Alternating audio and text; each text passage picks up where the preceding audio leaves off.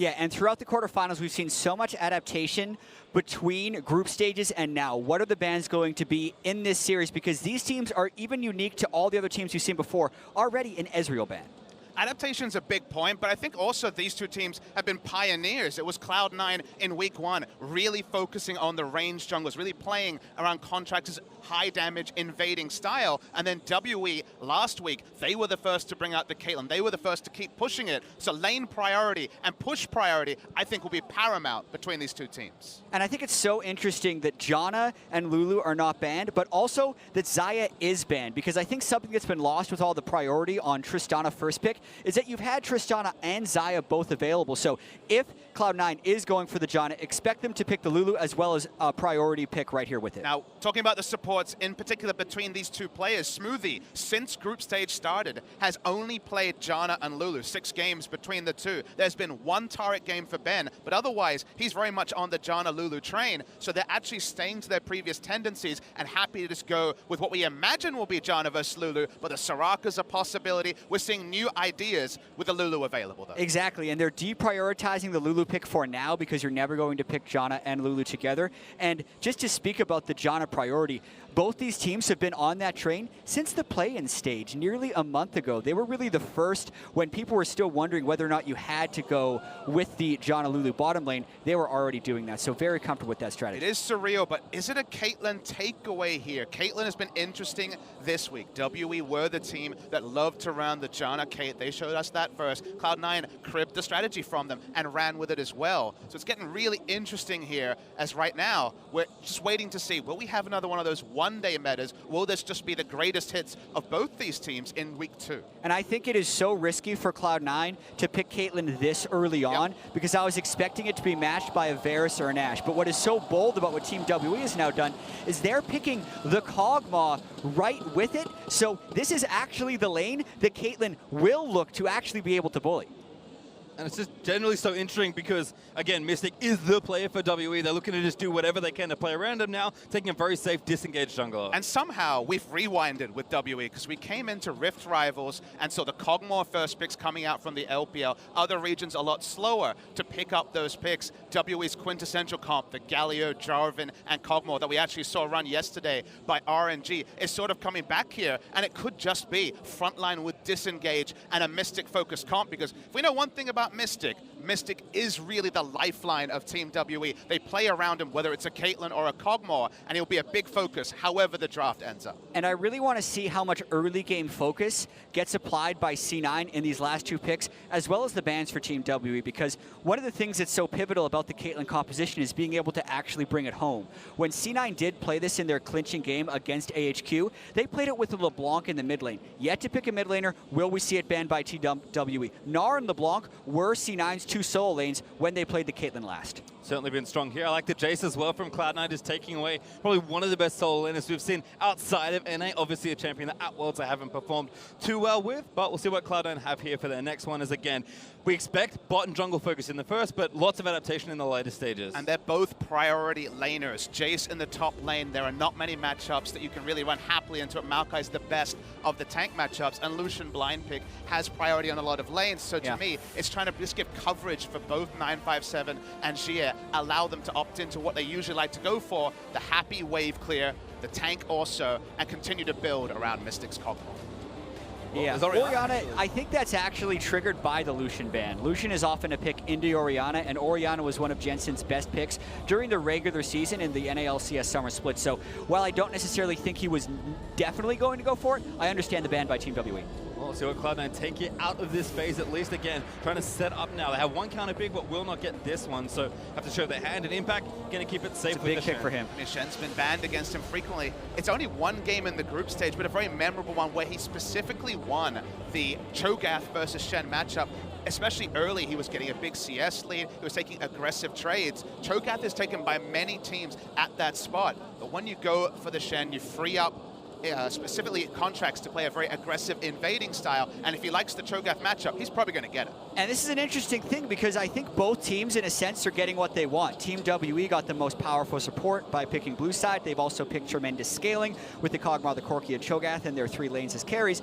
But C9 is just planning to try and run over Team WE in the early game. So very early on here, we're going to see the result of this game. Really, who's going to have the lead by 15 minutes? Because if C9's jumped out to a huge lead, they would be in control. But if they haven't, Team WE might take this one home. And that's certainly been the thing that's really... Hey! Oh my God! Aurelion Sol for Jensen. I was thinking about the Cassiopeia. I was thinking, okay, laning into Corki, what can you take? Jensen's bringing back an old favorite first, Aurelion Sol. Certainly since the group stage started. I love these new picks we're getting dribbled out week after week, and the Aurelion Sol roaming a Shen. You can put it together and guess the Cloud9 focusing on that early to mid. Maybe we can check this, but I am 99% sure Jensen has never played this champion in competitive. That's what first comes to mind. He was not one of the people to ever play this. I see about 15 mid laners on the pool for him in 2017, but I agree with your Pastry. This is completely out of left field for Jensen. Who he sends his regards, brings himself to the tournament with his famous Aurelion Sol, this time from Jensen.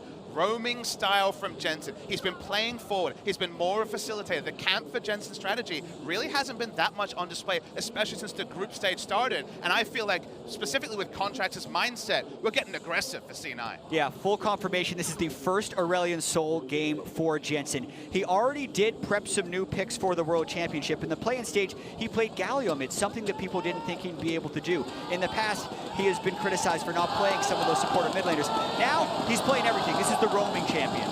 Certainly is. It's amazing to see such a big change here for Jensen, but again, you come to Worlds, the metagame shifts, your power maybe not where you want it to be through your mid laner. Well, you have to change things, and Cloud9, as much as they have played their style so often through the tournament, now up against one of their most fearsome opponents here, they have to change things, and this is a huge change in the first game. And what I will say about this team composition from C9 is when we started to see Caitlyn make a resurgence into the pro game, which was actually back at MSI in 2016 with COG, it was so often paired with Aurelion Sol because the setup of the siege is emboldened by having the Star Surge from Aurelion Sol going around and setting up the Caitlyn. And I feel like for the side of WE, there should be no ambiguity of where the Aurelion Sol will play around, because it's still, remember the bot lane matchup, it is Kate Lulu versus a Kog'Maw Janna lane, so they are going to be looking for the fast push. Aurelion Sol can leave lane as early as level 2. I think we've even seen level 1 roams, but realistically, the level 2. So getting one of those 5 to 10 minute turrets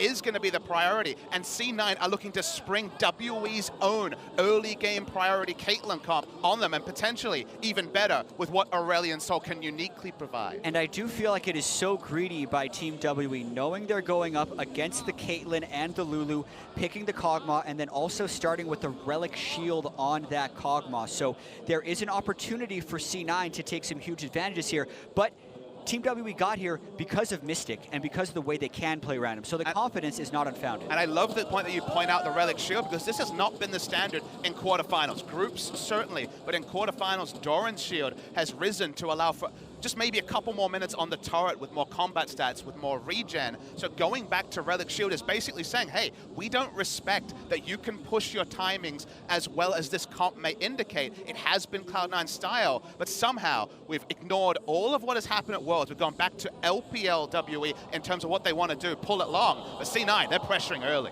Already getting that lane priority in mid. This is what Aurelion Sol does. He gets the first wave shoved early. Oftentimes he would actually go and start taking enemy Raptors, but that was years ago before many junglers started there. Jensen opts not to, but what we do know is he's pushed Xiye in, and that gives Contractz a window to go and try and take this blue buff. Good word here, though. He's going to spot Contractz at least, so WE will have the necessary information as they move through the rest of this game, and you can already see Condi actually spiking up towards the blue buff. So we're going to actually vertically split the map to start things off, and again, with WE being so bottom lane focused, they should be fine with this. Yeah, I actually think that this is a favorable vertical jungle for Team WE, because if you look at the way C9 is actually going to snowball this game, it is through the bottom lane, so it's important that Condi can get a little bit of vision. Certainly, I would actually agree with you completely there, Jatt. I feel like C9, if anything, would have loved to split the map with them owning the bot side, so specifically Aurelion Sol can make his visits more likely to be unseen. Now we know there could be wards anywhere on the bot side of the jungle. It's extra coverage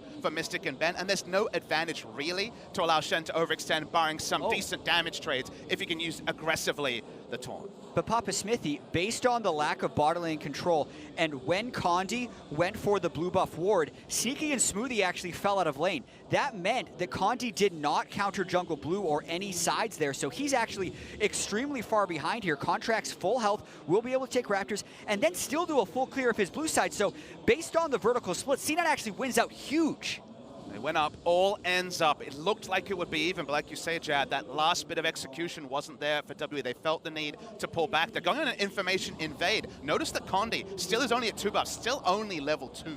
Also have these trades in top as well. Impact, again, knowing that this matchup is likely, seems to feel comfortable and has been winning in those early trades. Jensen also got his first back in, has some early laning power here with the Dark Seal, now joining that Corrupting Potion. So generally Jensen, either in his lane or somewhere else, can get aggressive, and Xiye will be forced to Valk away. And also 957 just used his teleport to get back to lane phase. So the fact that Contractz has such a large experience lead on Condi just going to hit level 3 off of that Krug camp, where Contractz is level 4 and can hit level 5 if he clears that quadrant of the jungle, makes a bottom lane dive a likelihood that is difficult for Team WWE to counter. Yeah, now we reset what we were talking about in terms of vertical jungle. Now we just say they're on the right side. Though Condi is looking top side. Trying something here onto Impact, but Impact can't see him just yet. 957 though, actually playing pretty far back. Big wave built, and here comes Condi. Taunt's good, Impact can just skate on out of there.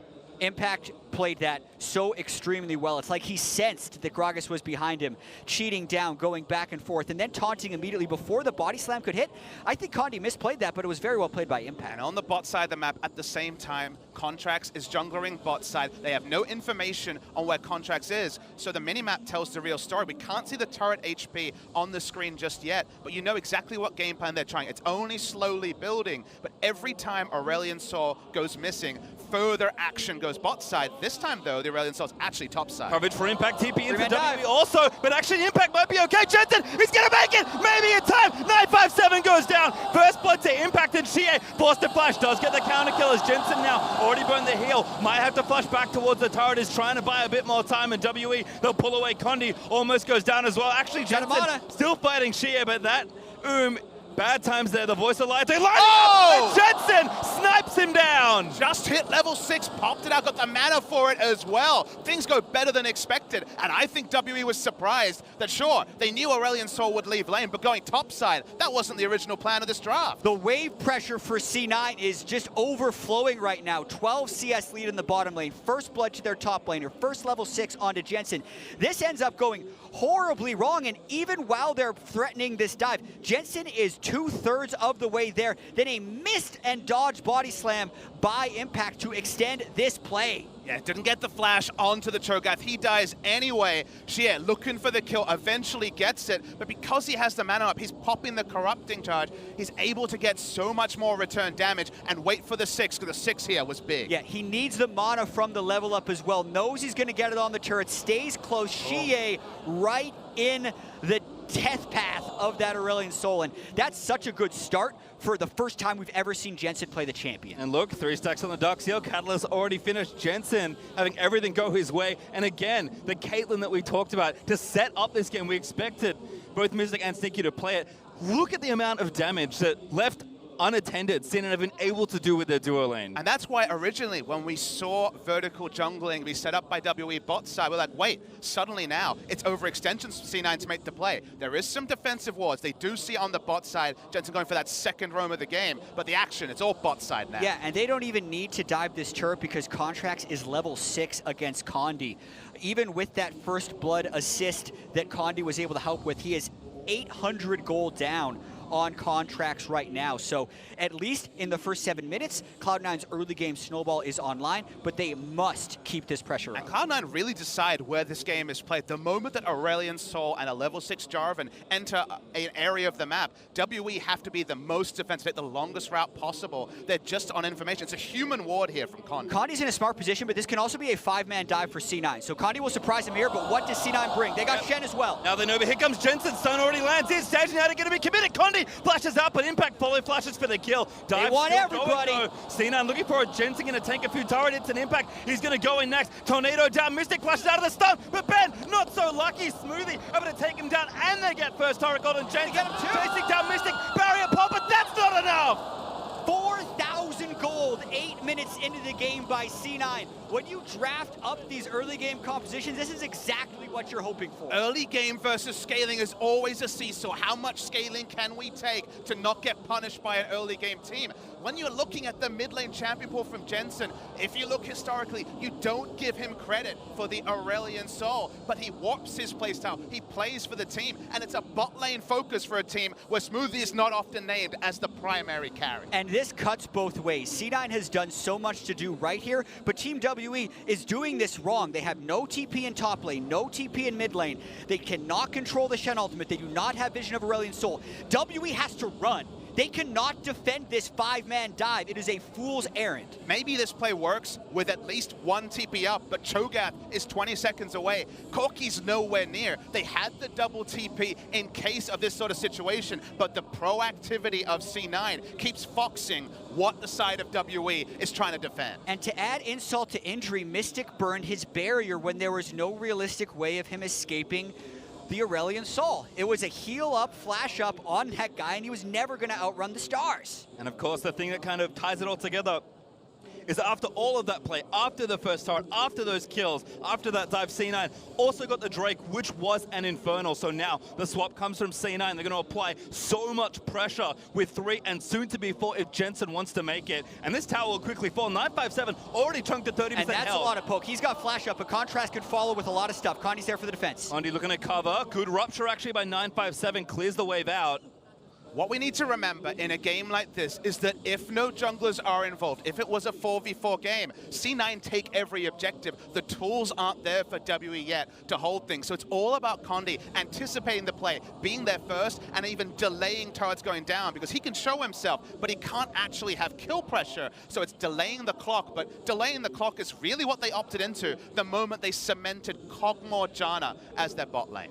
And you can see this specifically from Cloud9. It is staggering how different their games are with leads versus without. Yeah, PastryTime, sometimes these graphs are hard to read, but look at this. When it gets past 10 minutes, you know what's happening. We've got spoilers on the screen, Jatt. Exactly, but I will also say that in those games, most of the time, C9 was also with relatively even scaling to the opponent. This is a game where Team WE does have the Kog'Maw Janna in the super late game, but we are far from that point. C9 absolutely in a position to win with this goal lead 10 minutes. And I like that you say super late game, because late game, you don't just hand it over. Super late game, when we're talking 5-6 items on both the AD carries, the Corki and the Kog'Maw, I agree. But this team can fight at 30 minutes with a decent gold advantage. It's only after that where things really gain parity. And this is also a game of tempo. Can they continue to make plays around their cooldowns, and how long did they sit on those cooldowns? Impact had Shen ultimate up the last time they dove Mystic and Ben.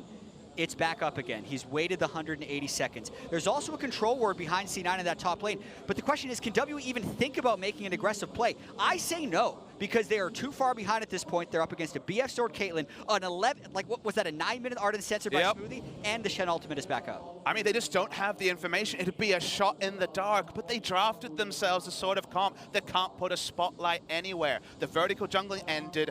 3 buffed was Condi, and from there, it's just been C9 dictating every move in the first 12 minutes. And look at this, Sneaky, just gonna wait, deny a couple of extra caster creeps, and then take yet another turret. Contractz also got the Rift Herald, so if he wants, they can move all that tempo to mid and just break open the outer ring of turrets. Yeah, and that was a tactic we saw long ago on the lane swap days to try and bounce back the turret, letting the turret kill every single one of your minions. He then stuck around for the cannon wave, so it's mostly irrelevant, and it's a little bit of golden now, but that just goes to show how far ahead C9 is in the pace of this game. And I do bounce up and down by the fact that really your notebook for Worlds 2017, it looked like it was going to be one page, Ardent Sensor, delay, delay, delay, but they've had to go back to so many old metas to understand the defensive support's coming back, the engaged support's coming back, the Rift Herald's used here, but so far, we've had so much variety, and this is another bit of it. And C9 is doing this exactly right. They get enough damage to the turret. Now they're going on to Condi. He's going to have to flash. Yep, that's a flash out. Dunk there from Contractz, commits the Cataclysm as the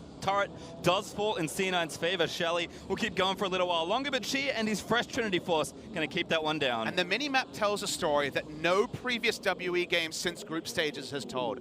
Kog'Maw was top lane. Whenever WE have fallen behind, most notably the Misfits game, their last game of groups when the 2v2 was lost, they would just barrel down with their jungler and try to get objectives because their main focus is get gold on Mystic, get gold in their AD carry, hit 2 items. And sure, you might be losing in tempo, but you know how strong this team can be in a 5v5 when they know their own power with items. Just seeing Kog'Maw leave lane, thinking he might have to go mid with no item buy, he only got a pickaxe from it, lets you know that for the first time since group stages started, WE have been forced to actually react to the pace of another team. And I do think it's a little bit shocking the Team WE is in this state right now, since they were the team that debuted this strategy at Worlds. They understand how you get the advantage bottom lane, move it top, get the Rift Herald, break mid. They did it, and they were the first ones to do it. Yet when they see C9 early lock the Caitlyn, it's clear as day going to be that. And they thought that they were going to be good enough in the lane and in the early game to prevent this type of snowball from happening, and they're down 5,000 gold. The rest of the game still has to be played out, but I'm very surprised by this early result. And just based on the bot lane, the price they've paid is now apparent. That 9-minute sensor for Smoothie has been joined by Berserker Reeves and a 13-minute Infinity Edge from Sneaky. So this is going to get messy. Misty and Ben, though, looks like they're able to back away. And looking at the way C9 is building as well with a Cinderhulk Jarvan, there is a worry that C9 runs out of damage at a certain point. So they absolutely have to keep this tempo maybe even faster than this with the way they're going. They've gone heavy on the tank ability, and they do have some very strong power points, but it will run out. It's getting harder to go so much faster, though, Jatt. The easy objectives are all dead. The Baron, 6 minutes seems like a long time with how far C9 are ahead before that becomes an objective they can even set up for. Setting up control wards and actually assaulting inner turrets is usually more specific. A brush camp at level 9 from a Gragas could turn from something, but I feel the same feel you do. They still feel like they're on a clock to keep maximizing because the question marks do come in about 15 minutes. Exactly. Cloud Drake should be taken immediately. They need to keep the waves pushed. But I think more so in the next 5 minutes, they need to burn WE flashes. I actually don't care if they get the kills out, because if they can get a flashless Mystic or flashless Xiye, then the Baron Force at 20 minutes becomes so much more threatening, since WE won't be able to check it. And that's how C9 needs to win this game. They get vision control in the jungle, they burn flashes, and they take Baron at 20 minutes. Xiye, they're going to get ganked. Smoothie, Sneaky, and the rest of the crew almost there, but Xiye commits the package to get himself away. Yeah, Xiye is happy to just push up a minion wave and then back, because there's nothing for Cloud9 to fight for. Basically, everything has been surrendered. They've been able to set up a side of the map where Kog'Maw can farm, which actually 3 minutes ago was looking pretty tricky, but for now, they've been able to do so because Cloud9 are pushing around the map. But we really are waiting for Cloud9 to go back, buy some control wards, set up somewhere, and try assaulting those inner turrets, because there's just nothing else to fight for. It's helping as well. Impact on the Shen, of course, level 11, with the TP just about to come back up. And Titanic was his first item, so that pressure is there. Nice nado from Ben. Is going to deny Contractz from flag dragging over, but actually, again, this converted onto the top side, tier 2, Cloud9. Looks like they're finally going to try a siege, at least for a little bit. Exactly, and for as much as C9 is smashing, they are one team fight loss away from losing this game. That is the pressure you're opting into when you play these early game team compositions. Sneaky took a lot of damage, actually. Condi now looking for the flash. Doesn't have it, though. Contract's going to recommit. Ulti already out from Gragas. Contractz does the Cataclysm, but then flashes out of it. Sneaky catches him in a trap, but the Tornado's going to stop that. Jensen, looking for the snipe here, but again, C9 is happy to play patient. Really like the cast coming through from Condi. He hit away both DPS members, and Contractz realized he could be turned upon, knock him away. That's extra cooldowns forced by WE. They start the assault, the turret is still helping. Yeah, this is the setup. You put Caitlyn outside the turret, you have Aurelion Sol in tow, but they get such a small amount of damage onto that turret, and they haven't actually set up a very good trap line that push turns into pretty much nothing. Mid lane minion wave starts to push back. It takes about a minute to reset up where they were at, where they had tempo in 2 lanes and were pushing up. Trades for impact are going well, but not necessarily completely one-sidedly. Jensen popping over, but I think 957 knows exactly what to do. Yeah, maybe a 1v2 could have made that a little bit easier to C9, but again, just transitioning through the lanes, trying to get a little bit more initiative and shove through. But the 2 marksmen on the WE side doing a great job actually defending from all these pushes. And again, despite the lead for C9, they haven't cracked the next step just yet. Exactly, because they have a lead, but they don't actually have the items that show that lead. It's a Rage Blade versus IE. It's a Trinity Force on the Corki. There's a Righteous Glory on the Kog'Maw. C9 doesn't have the item power spikes currently. Everyone on their team is sitting on over 1,500 gold. And it's such a sensitive balance for someone like Mystic to be farming top lane with all this. It's basically saying, hey, I think enough cooldowns are down on Cloud9 that the chance of us being engaged on 5v4 is low enough that I can push an extra wave. And trust me, Mystic is greedy. He loves to get his CS. He loves to hit his 2-item spikes. It's so delicate, but now that the Cataclysm and other cooldowns are coming up, Mystic really needs his team to continue to delay. Every time you see Mystic getting a free minion wave, pushing out to get minions as far up as the outer top lane turret, that's time that C9 wasn't put into optimal use. No, and again, they had a ton of gold to go spend, so I think, again, like Jatt said, fishing for some flashes, trying to get something happening there, and just waiting for that next objective. Baron, for the first time, will spawn in a minute 35, and Mountain Drake will come up in the next few minutes. So C9 playing certainly slower than we might expect, but you know they have something planned once that real critical point hits. Yeah, not being able to burn flashes and not being able to get substantial damage on the inner turrets is not that good for C9 right now, because if we look at the items that are actually completed, the Rage Blade and the Trinity Force on the way to the Static Shib on the 2 carries of Team WE are somewhat comparable to the damage that C9 have built on their carries. And outside of those carry positions, it is just tank and setup in this game right now. I believe both Shen and Jarvan are going for the rushed adaptive helm to try to counter the Kog'Maw damage. That'll be big for them, as we can see on screen. 957 taking a very one-sided trade. Does feel, like you say, a bit of a seesaw between when will that item be complete, when can they fight again? Because for now, without that item completion, you could see in your head, you could prophesize a fight that WE actually wins, even though they're still over 5,000 gold behind. And it's all about Baron. Ardent Sensor really helps you take Baron. The Caitlyn can set up. They can get this split push by Shen. But if C9 doesn't play this early pre-25-minute Baron, there's a good chance that Team WE comes back in this game. So C9, great position to be in right now. Just have control Baron. Line has been held maybe a little too long. That's what they got to worry about, though. Takes a big chunk of damage. Certainly not what you want to be. The Contract's going to try and make the play. Mystic forced to burn a summoner, but there's the Cataclysm flash used. That's what they needed. They get the flash and the heal out of the Kog'Maw Janna duel with Baron up in 12 seconds. Going to be a big minion wave here to siege down, but as you say, Jack, getting those summoners, those are the priority ones. Only Janna would even be comparable to what they got from getting Mystic summoners down. Opens up space. They know that WE has never been in the vicinity of Baron. Basically, this entire game, they haven't been allowed to push out that far, but the decisiveness to make the call now is going to be a fun thing to track, because C9, this is their time. To Team WE's credit, they have 2 Farsight totems, and now they're going for Papasmithy, a flash silent from Freaky, getting a standard united Smoothie. Over to go, trying to survive with the feast, makes that easier. Xiye able to get that kill. Impact still moving around, but Jensen finding the flank does good damage to Condi. Mystic, though, allowed to free here. They're going to take to the control, but a great time. They're going to move them back in. Mystic able to take down Jensen. That's 2 kills they didn't want to give away. And it was one team fight away from breaking. They get Smoothie, they take down Jensen, and they're actually pushing a power play right now. It was insane how good that ward was. It placed much earlier. A flank TP aggressive move made it 20 minutes, and the prize is going to be big. Mid-turret is always good, but WE could keep pushing. Drake up in 10 seconds. Baron still on the table as they take down the turret. Yeah, this is a huge moment for Team WE. Mountain Drake even up in 3 seconds. It's only a 4,000 goal game. It was a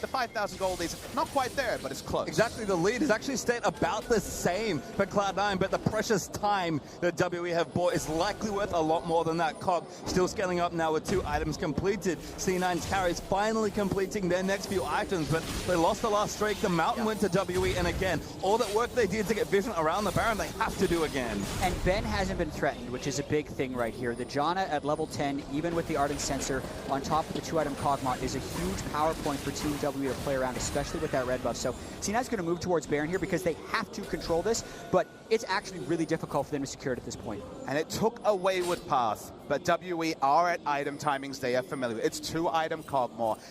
The path that it got here is not the same as some of the other games we've seen where they just careen straight through bot lane trying to make plays. Condi might be face checking. Yeah, Condi does face check. In fact, but Coach of the Colossus might be alright. Some from Jensen, not but Contractz dives in. Shoots out, actually, it's the voice of light. Deals so much damage to it. Sneaky, still taking damage as Impact finally TP's in. Mystic playing on the front line almost gets Jensen. It's all about Janna. Unless C9 can get onto Ben, interrupt that Monsoon. That was a rank 1 Monsoon, and it was enough to repel all of C9's initiation. Contractz had to flash out of that team fight. Team WE is actually starting to assume full control of this game. They are managing to last out team fights and get position on the map. The Baron wards that were a dream earlier before are now being contested at 23 minutes. The item timings are there. It's almost like much of the early game didn't happen. It feels like they traded down in turrets, but otherwise the feeling, the tempo of the game that was so within the grasp of C9 at 15 minutes is getting closer and closer to being out of their grasp at 25. Exactly. Those inner turrets have barely been touched by Team WE. The Mountain Drake went over to Team WE. C9 cannot threaten the Baron very well, and they haven't found any initiations onto Janna. So when we talked about how we were surprised that Team WE opened this game poorly, that's still surprising, but this is now more of an explanation on why they were willing to, because the mid-game hold that they were able to keep up is putting them in a good position.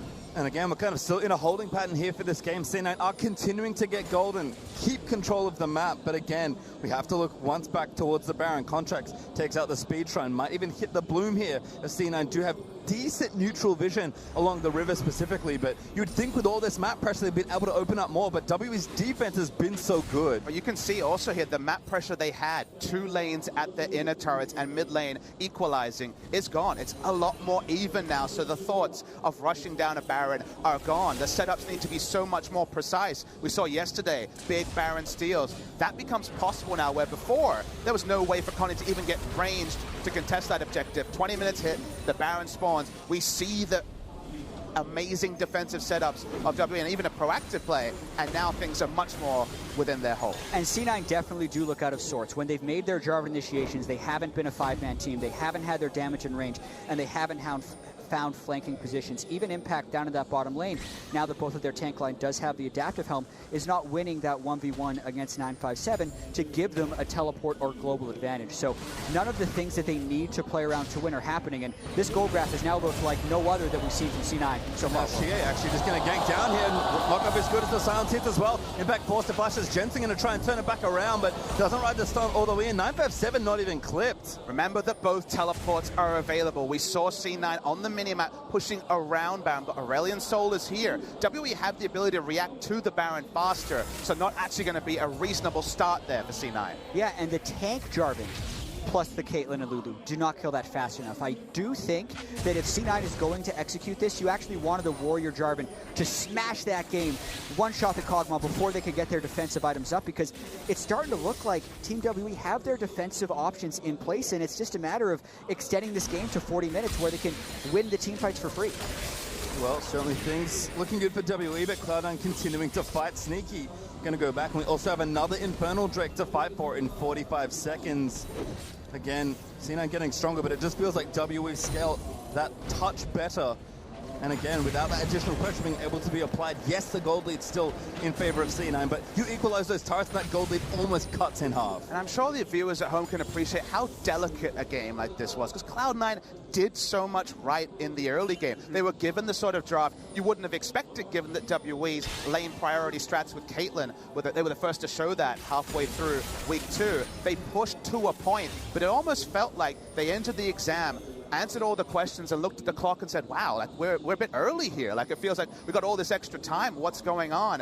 One false move, one great play by 957 with the flank teleport. They realize there's an extra page on that particular exam, and now things are getting a lot more tricky. The essay section, so to speak. Yeah. The multiple choice. Multiple choice, How do you though. play Pretty the good multiple choice. They nailed it. They got the first 3 turrets down, but look at this now. With Infernal Drake up, Team WE is getting full control over the Baron area, and they're going to force C9 into face check scenarios. And unfortunately for C9, this has kind of been one of their things. They've improved so much over the last 18 months. Never mind, though. Actually, initiation started. Contractz. He's going to get silenced. Stage United, not quite enough. Gets knocked into the bounce house. 957 takes an impact. Made it in, but Ben barely alive to monsoon his way to safety. Jensen burned the ulti for a lot of burst. But WE again live with 5. Ben not dying there means Odin sensors up, means that the team is still healed. Impact's trying though. Mystic got tons of damage, still not enough through all the heals and the barrier, forcing the fight. He burns down the Xiye. Finds the snipe. WE do it again. Aurelion Sol was silenced, so it actually contracted all fighting. Oh no, Jensen trying to make the play. The Xiye gets a double kill. Takes him down, and Cena walk in and all die. These fights are so close, but WE have drafted such a WE comp. These Kog'Maw comps are their bread and butter, and the bread and butter right now is stronger than the American Pie. And listen to those roars from the crowd. They were waiting for that team fight this whole game. And so much does go wrong for C9. They were very close to winning this fight. The body slam misses, but the focus on Contractz right here as the channel comes in takes the aggression away from C9. They're not willing to go all in right here with that voice of light. The fact that they didn't kill Ben means he can heal up so much with that monster. Ben dies here. I think they bulldoze the fight. They go for the re-engage, which they didn't need to opt into. Watch Jensen in the next fight. Impact comes in. The stars are expanded, but the silence drops the damage from the Aurelion Sol. 400 or 500 damage. Might have got one member. It doesn't happen. And on the back of all this, WE pick up an Infernal. Sneaky as well, could never find the right target. He nearly killed Xiye over the top. He then chased Condi down at the bottom. And then when he did try and go for Mystic, the flash forward was straight into a rupture for that fight. Nearly might be the word of the day for game 1 here. The gold lead is gone. There's no gold lead for either side. WE have wrestled back what looked like an unwinnable position, and now they have the scaling advantage, and C9 don't even have a gold lead to their name. Yeah, and when we talk about why Caitlyn fell out of meta, these are the games you're talking about. Even if you have a strong early game, if the enemy team ever catches up, your damage falls off. You do not have the attack speed for level scaling. You do not have the same crit damage when someone steps on your traps. And you struggle to find last hits. They are absolutely outscaled right here. That 300 gold lead is effectively a massive lead for Team WE. WE even with the Infernal Drake to match. So again, really everything in their favor, especially with still a minute 50 left with the Baron to play with. 957's going to give them the lead and tie up the turret deficit. And with that, WE have been in a position they have found themselves in so many times in this iteration of the team's career. Fall behind, doesn't matter. Mystic's where he needs to be, and that's all they need. And it also bucks the trend of C9 at Worlds. Every game where they were ahead at 10 minutes, they would win. At 15 minutes, they would win. And all the goal graphs looked exactly the same, ending around 30 or 35 minutes. This game, completely different in that. They have not played yet. Ulti burnt there by Lulu, keeping Sneaky alive again. I mean, Mystic is already enough of a problem, but Xiye, another very strong late game carry, it would have pretty comfortably almost solo Sneaky. It's just such an interesting world where teams have shown strategies, shown 2 weeks to play, and then you make predictions based on that play, and suddenly they return to old trends. Goodness. This is LPLWE at its finest. Sneaky again just can't really stay here, and this turret's going to melt. C9 know they need to make a play, but they need to set up. Can't find it. Silence again. Finds out, and they're Sneaky. Getting it knocked back in. No. Oh, not quite enough for the Gragas, and now C9 going to try and shred through, but Ben is doing so much work with that Janna ulti, and C9 just cannot hold. They're going to lose this inhib, and maybe more. Sneaky the next target, but he nets out from under Condi's body slam. 957 though wants to take him down. Lock-in is good. Jensen back from the dead, out of the fountain. Towards it, into the turret. They grab the shutdown. Jensen also taking a little bit too much, but Mystic took down Jensen and goes down to Sneaky. Jensen is the one who carried that fight from the back end for C9, because that was nearly game over for Team WE. The start of that team fight was so well. Ben empowering his front line by catching them in the monsoon heal to make them essentially invulnerable, but then they continued diving and went a little bit. It was a great play, but the ultimate irony of it, Jatt, is it only buys them time. Their base is now Kog'Maw largely destroyed. Front-to-back team fights with the Caitlyn are not going to work like they do for the Kog'Maw on the side of the WE. The chunks went into Sneaky, the turret went down, and the moment the first pick happened here, I wondered if the game was just going to end. Yeah, the ultimate not knocking Sneaky into the team did look like it stuffed the initiation for Team WE, but once again, Ben non-disrupted on Janna, a pick that Team WE and almost everyone has excelled on, but specifically they're empowering the two carries. This is where it does go a little bit wrong though, because watch all the work Jensen does, firstly catching Xiye in that stun. Yeah, he brings in the Q, able to get the big stun. Very nice play there. Wasn't able to clip any more damage. He went down, but Impact flashes, gets the Kog'Maw, and that means the game does not end at 30 minutes. And again, C9 going to do what they can, given what they've drafted for themselves. Certainly not ideal to find yourself back even at this stage of the game, but Caitlyn now with 4 items, Jensen with the Leandra's now finished doing a ton of damage himself. I mean, every teamfight damage number for Jensen has been impressive. Mystic, don't worry about him, he's just really good at playing a champion like Kog'Maw. I mean, the odds are stacked against C9, but it is possible WE will see what they can do with that mid-inhib down, and that Baron power play almost ended the game, but for C9 fans, this time it did not. Exactly. The odds of Team W winning a team fight are much higher. But if Mystic or Xiye do get caught out of position, you are still one team fight away from the game swinging in their favor. There's a lot of base destruction on both sides, so C9 going to try and make a play.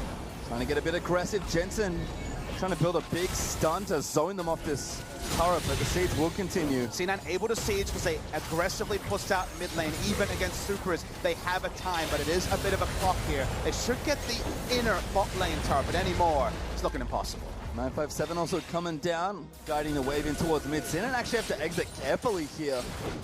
They can group up for the Bast Cone if they want. Ooh, 957, maybe caught actually. Contract gonna commit the ultimate eruption dodge by everyone else. He's actually taking a lot of damage and forced a flash cast from Condi to separate the rest of the fight. C9 looking to regroup. Sneaky needs to be careful. Mystic, such a big crit from that net. It's a good amount of damage that C9 may be able to use to take control of the Baron area, but ultimately not too much burned by either side there. 957 just losing flash, and his stone plate should be back short. Impact's able to teleport top. He still has Stand United, so using that cooldown to reset lanes is the right use of it for C9. They will not be making a teleport flank with Shen anytime soon. So they go back to pushing out lanes. They'll have to aggressively push out mid again if they ever want to recreate one of these turret sieging points. We've definitely felt like we proclaimed the game over, at least heavily on one side earlier, then of course the big comeback. Now it feels like WE in full control. You just wonder if there could be that one big play to turn it all around once more. Yeah, it's definitely not over until it's over, but that gold swing does indicate a massive comeback with Elder Dragon up in 17 seconds, 2 Elemental Drakes on both sides, and Baron being up at the same time.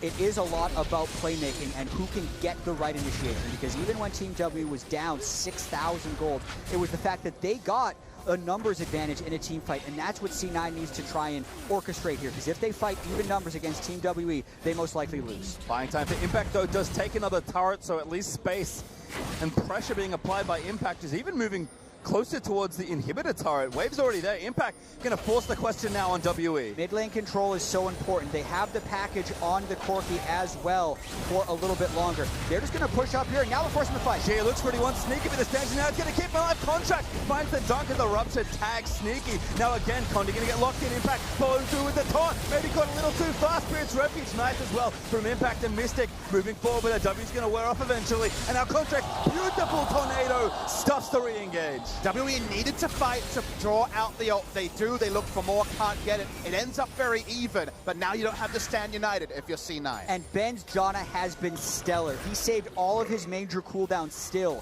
for the next fight. Look at Contractz and Smoothie, very low, trying to heal up with Redemption. But Team WE still have a lot of tools for this fight. They know they can't face check the Baron area. They're blind as Contractz eats damage from Xiye. Sneaky with a big rocket. Gonna get tagged again by the poke of Mystic's ulti. Jensen trying to find a stun, can't quite get it onto Condi. And I think Jensen actually made a mistake there, shoving the wave when Sneaky needed it to heal up. He's at half health right now, and the minions are no longer there. That puts Team WE immediately into the Baron. They're forcing this. They have the Cho'Gath.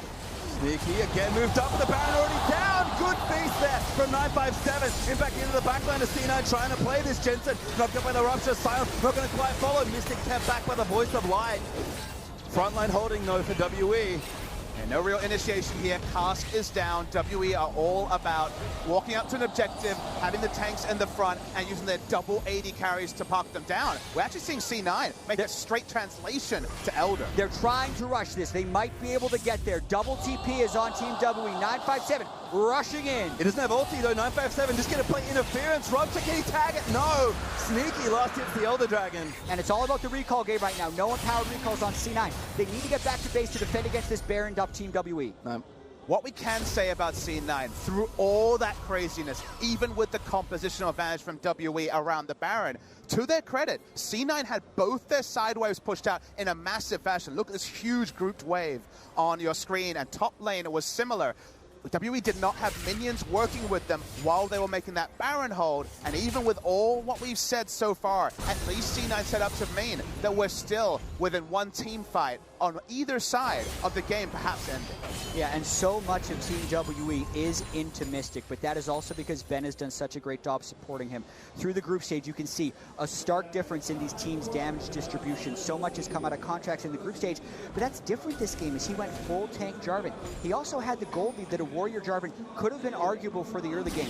In this type of late game scenario though, yes, the tank Jarvan is actually better as far as buying time. And even him just going Jarvan is a surprise given that C9 were leaving Jarvan open as a style in their earlier games. They had 4 games of ranged junglers, 2 each of Graves and Ezreal. They were showing no priority on Jarvan. The Jarvan early was the first sign that perhaps a surprise would be laid, a trap would be laid in the draft. The Aurelion Sol was supposed to be the cherry on top of the cake, and it certainly was early. But this is, again, another team iterating what we've seen earlier, showing us new things, and it has certainly worked to a point. Well, don't forget, WE still have Baron for a minute 20, so that bottom tier 2 falls swiftly as WE take the easy siege. 957, the teleport still cooling down.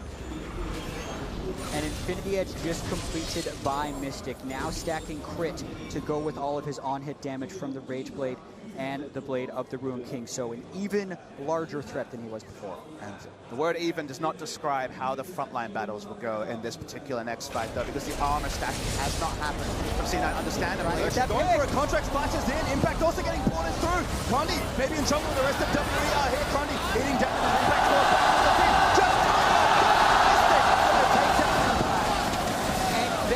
Just heals everyone to full at the back end of that fight.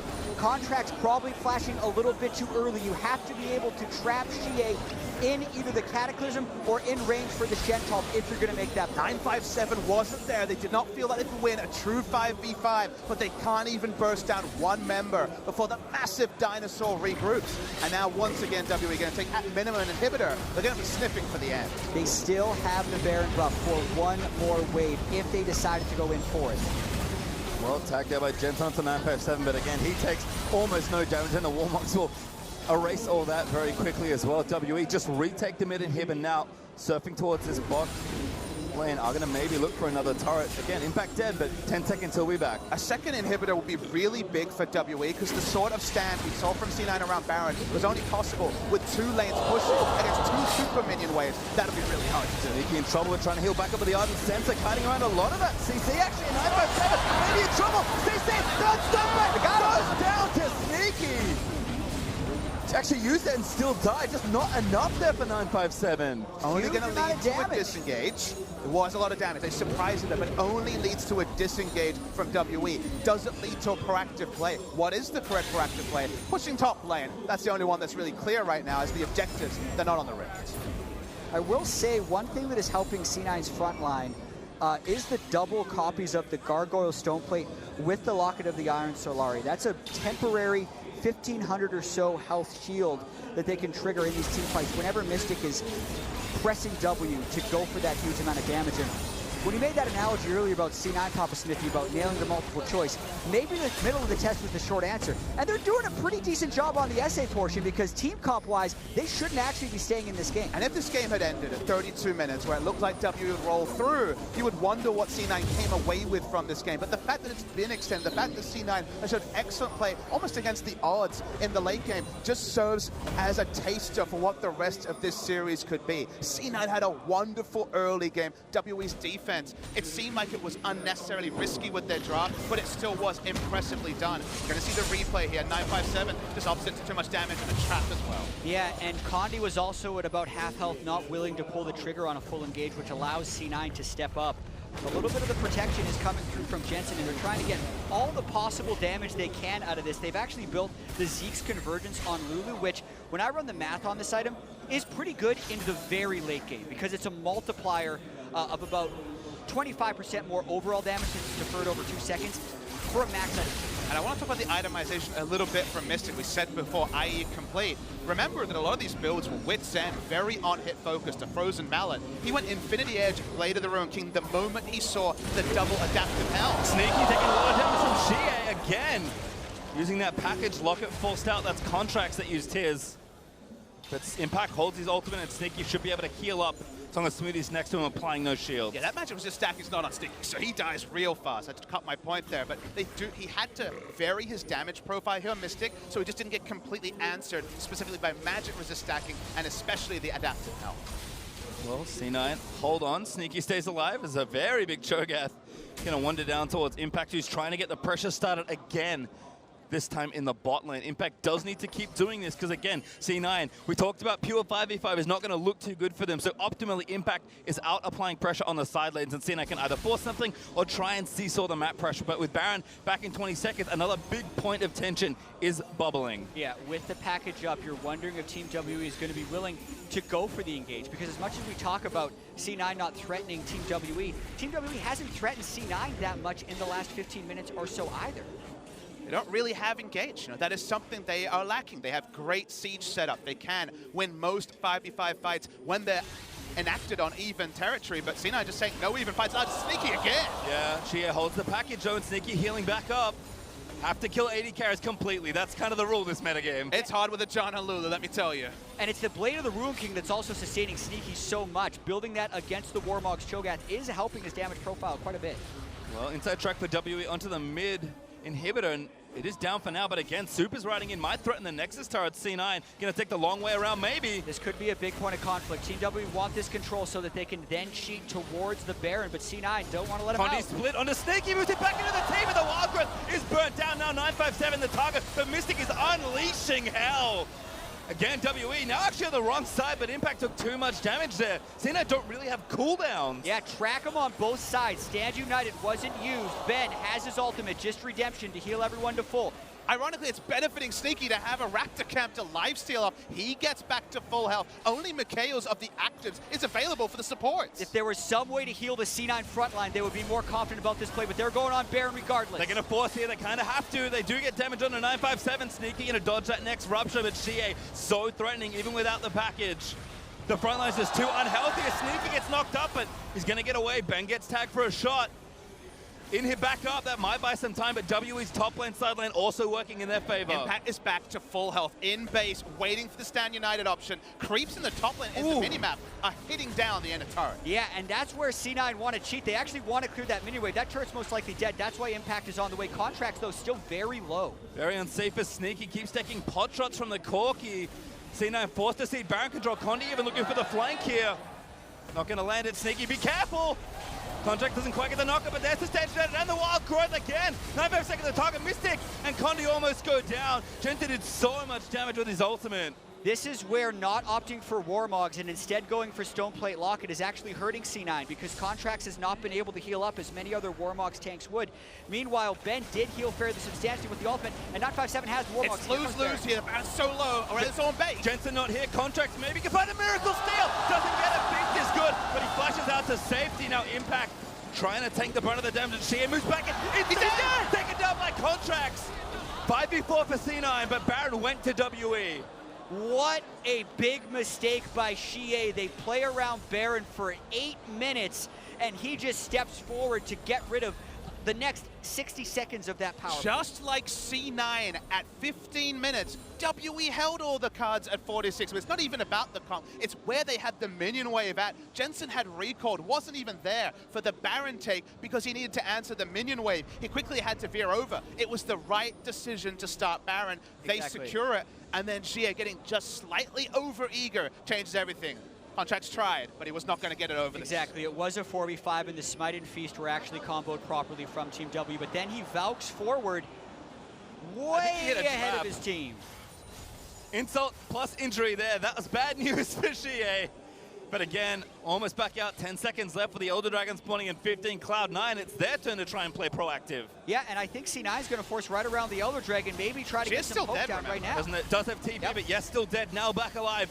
Committed instantly. And that's what he should do. Team WWE wants to get mid lane control to then push C9 off the Elder Dragon. Well, again, WE still positioned well, but C9 have the priority now again, racing down towards the Elder.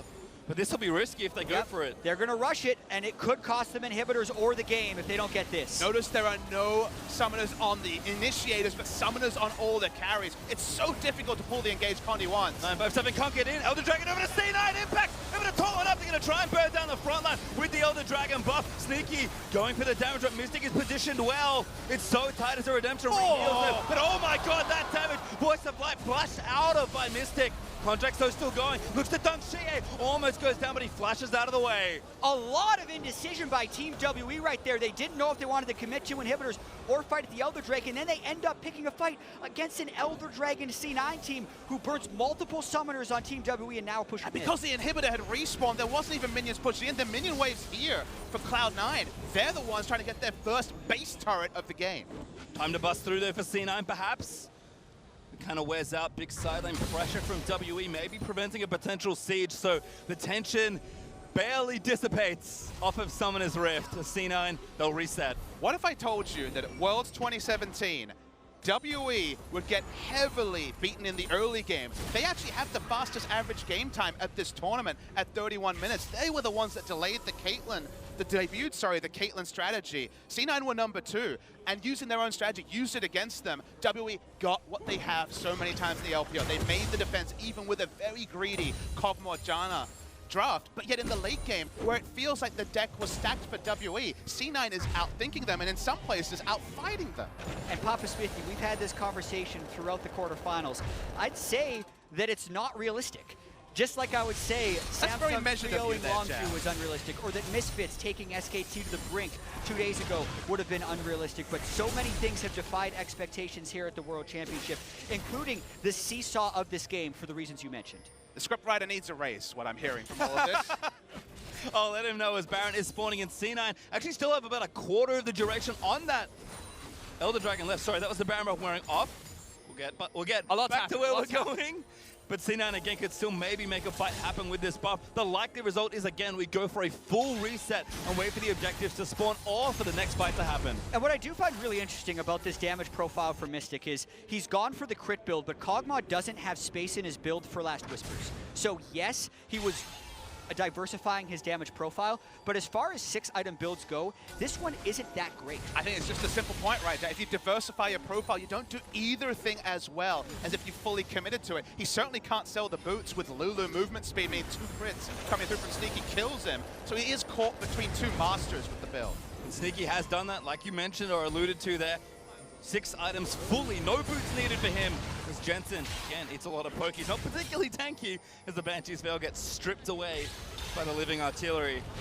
And all of a sudden, we're in a 50-minute game 1 for our last quarterfinal here. It's going to have to do something that almost no team in the world can do. That is out team fight WE in the late game. And what's crazy is they couldn't win a team fight 25 minutes in with the 5,000 gold lead, but suddenly at 50 minutes, they've actually been advantageously facing WE. I'm going to give C9 a little point of credit. They couldn't buy a team fight. They couldn't get a team fight. They weren't getting access to one. They were flanked with what they wanted. But you're right, they couldn't engineer the team fight they were set up to win. And now we're in that surreal spot where the ones they're supposed to lose, they're very competitive. And when we said C9 couldn't engineer a team fight, we're seeing the same thing from Team WE. The teams with the advantages in this game haven't been able to push them. They can't get through the front lines. And when their carries do step up, they're getting blown up. Xiye Valk forward for the trap at the Baron area. The first fight that C9 lost that gave Baron over Team WE was a sneaky flash forward into instant death. So whenever either of these teams have tried to be too proactive, they paid the price. And let's talk about how WE actually can be proactive. It's difficult. 82,000. It's a lot of damage. Almost double. Mystic has Mystic actually on the front! He's gonna go down! Oh, he actually killed Sneaky before he died! 4v4, 957 late to the I don't know if they have the damage here, C9. Xiye might have enough. Impact pops the stone play, but 957 is chasing. Here comes Condi, looking for the flank. Silence Rupture in onto Impact. Body slam on a Contractz, but Impact flashes out. Knockback on a Smoothie. Cask is not good. But Xiye, he's still a marksman. Gonna try and shoot down C9. Jensen looking to buy time. Voice of Light pushes them back, but it's only 2. Gets interrupted. They're still running as Contractz goes back in, flashes out. Has to save all his defense teammate right now because one team still has an AD carry. It's Xiye from the mid lane. That's why they're feeling confident right now. Sneaky was killed with both summoners up in an instant. That's the high damage from both sides. And him dying means that WE, they've got Corki. They're happy to push up. Not only that, Papasmithy, Lulu Wolf, Lulu heal. So unsurprising, everyone was counted on killing Mystic. They forgot that he would do damage back to them. That could have been a game-winning fight for C9, but Mystic returning the damage on his Sneaky, and Sneaky not using his summoner spells keep this game open. Sync death time, as that was almost simultaneous as we'll watch it again. They were feeling so good. They're like, wait, Mystic doesn't have flash. This is our time. They get their man, they take him down. But watch the return damage on Sneaky. Oh my Holy crap, God. those 3 autos. Crit, crit, boom. He also got his spells off on him. The ultimate did get him in the end. The Shen ultimate was used onto Impact. Defense was an afterthought for C9 when going into that fight. He did 5,500 damage in the midst of getting killed. He couldn't even control his positioning. It was the previous Kog'Maw, it felt like, in that particular area, the one that had the 5 attack speed cap and just couldn't actually stutter step. All right, He stutter step. Roller coaster's not done yet. Baron is up, Condi flashed up in the Cataclysm. Everyone's back alive though. Mystic running back towards his team. Not there yet. In a temporary 5v4, but 957 here for the flank. Contractz has so much work onto Condi, but now Mystic finally arrives. Rupture misses from 957. Redemptions reset both sides of the team fight. Mystic, He's dead. damage. He took down Jensen. How is Mystic finding these crits in these team fights? It's still hard for C9 to run through, but without Aurelion Sol there, here they come. Sneaky has to play the fight of his life, but Xiye straight into that. Damage is good, but he's alive for longer. Condi, but it takes him down. Mystic fighting Contractz, but he gets that kill. And WE make it 3, make it 4 as Impact goes down. Critical strike Kog'Maw, of all things in a tournament, dominated by the Rageblade Witsend on hit build. Got the crits it needed, took down the targets, and WA win. A slobber knocker of a game 1. Absolutely insane. Inhib goes down, and WE at just barely 54 minutes will best C9 in the only team fight they needed. This is gonna be fun. What a game 1 ending right there. Mystic didn't have the last whisper, so he couldn't kill tanks. So he decided to just ignore them in those last few fights, going straight onto Sneaky, going straight onto Jensen, and getting those last hits. Finally cut through the front to back. There's going to be a lot of mistakes that both these teams are thinking about after that game.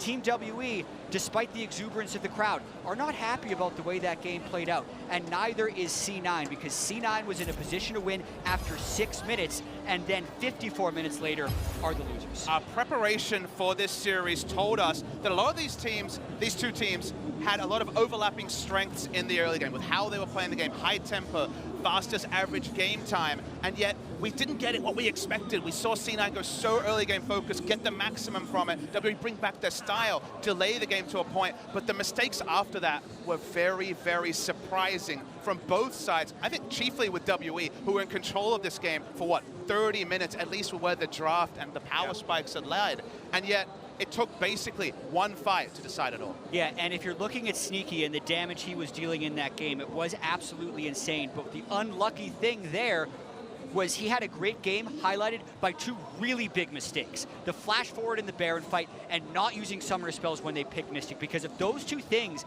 do change for C9, we're having a much different conversation. The damage charts, I'm checking right now, he did 96,000 damage in that 54-minute game. I think that might actually eclipse the record for damage per minute in the game. I'll have to do the quick math because it was set by Uzi yesterday at over 1,500. It may have just been surpassed. Just breaking records all weekend long, but to get their thoughts on how Game 1 played out, let's send it over to the analyst desk. PastryTime. Before we get into the analysis, we would like to take a moment to apologize for the audio issues we're experiencing today. These are only affecting the broadcast and not the on-stage player experience. And because of this, tournament officials have opted to prioritize gameplay and competition over production value. We are working to optimize the broadcast quality and will update you throughout the day. Now, the good news is that it's brought us all closer together, literally. Dash, you're in my zone. Okay, Frost, you're good, but Dash, back off. Okay, get out of your personal space. No, but really, a 54-minute game one to open this series between Team WE and Cloud9. Oh my goodness, I can already feel it, the fatigue that these players might encounter throughout the day. And that's super important because I feel like every WE desk I'm on, I say the exact same thing. This is quintessential WE. We had the Janna, we had the Kog'Maw. They used to blind pick Kog'Maw all the time. They love to run games late. I'm glad that you said endurance because that's what it's all about. This team doesn't look flashy, which is why a lot of people don't peg them for how dominant they really are. But they are a grind. They will wear you down. They are so frustrating to play against. That being said, I think it was great for Cloud9 to attack the draft in the way that they did. They combined multiple components that we've seen over this tournament, first locking in the Caitlyn aspect, because that's something that they've already seen, and so they're kind of expecting this. However, when you also throw in the additional movement of Shen and the Aurelion Sol in combination to play off of the extra terrain you get to work around after the early turrets start snowballing, this is a huge, huge early game that they had a chance at pulling off, and then it did come down to the execution, but I really did like the angle they were going this for. This is what they're going for. They get Shen ahead, and then you TP him bottom. Look at Aurelion Sol. No blast cone, no wards. He just goes straight down the bot. It's a 5v3 outnumber. Exactly, and even though you see Condi is setting up a counter gank, they expect the pressure on bottom side. It doesn't matter if you're counter ganking 4 people, and Cloud9 bring everybody, even the Shen coming down there with Impact having such an incredible start to this game. On this top side, he definitely deserves credit for his Shen play, as well as Condi deserves some flame for his early jungle pathing. I mean, the thing is the early game could not have gone better for Cloud9. They had all 3 outer towers that fell down at 12:30. That is absurd. A 5K gold lead into an Infernal Drake.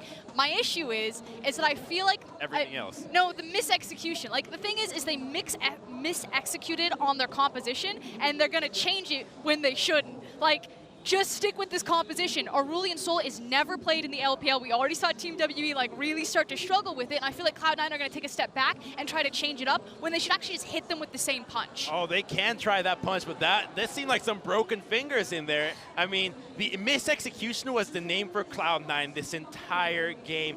On so many numbers, multiple members, not using the right summoner spells, missing abilities, choosing to engage when it was in the right place, and especially when it came down to the mid-game macro movements to secure those towers of Tier 2. We're instead going to jump right into the game-winning moment for WE here. The TP from Cho, you got a hard choice to make. Do you go with the Cho that's got Righteous Glory and is going to silence or the Gragas on the right-hand side? And this was just a great decision from WE to get them back into the game. Yeah, this is effectively the turning point. If WE don't win here, Cloud9 can continue to siege and try to close out the game. But this is the thing. If you make a single mistake against this team, they will punish you for it. And it was just that flanking TP. Plus, even setting up that play, yes, that was a really good flank teleport from WE, but Cloud9 had a good 7 minutes where they're pushing in these minion waves, but they're not going to get chip damage onto the turrets. Yes, they're split 1-3-1. All they're getting is mining jungle resources and kind of feeding over extra minion waves to WE.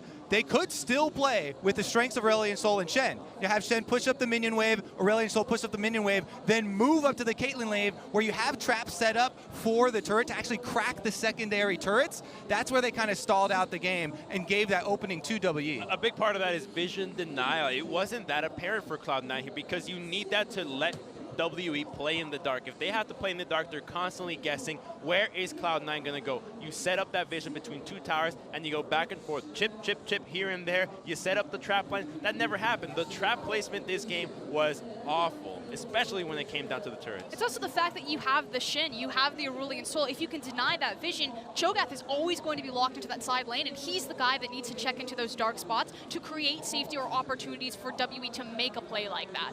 Even the duration of a teleport channel is long enough of an advantage if they're instantly in there with Shen and Aurelion. All right, well, of course, there were places where C9 could have executed better, but I think it speaks to the closeness of these two teams, the fact that the game did go to 54 minutes. And we did find ourselves in a pretty epic final team fight. We're going to take one more look at this one, brought to you by Acer Predator. And I don't want to take anything away from Cloud9. They certainly were valiant in their late game team fighting. Sneaky especially a lot with his DPS. I know we have some records that were broken there, but the thing is that Team WE, they want the game to look like this. Yes, to the viewers at home, it looks super tense and it looks super close, but WE will take this every single time because they believe they're just better at it.